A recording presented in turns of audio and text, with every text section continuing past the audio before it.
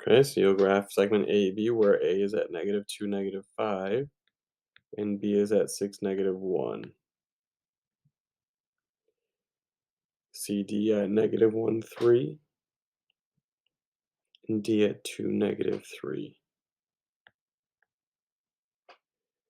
We want to find the slope of AB. So the slope of AB, rise over run, we're going up 1, 2, 3, 4 over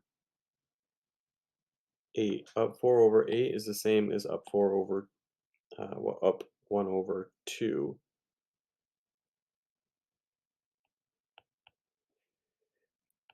The slope of CD would be down,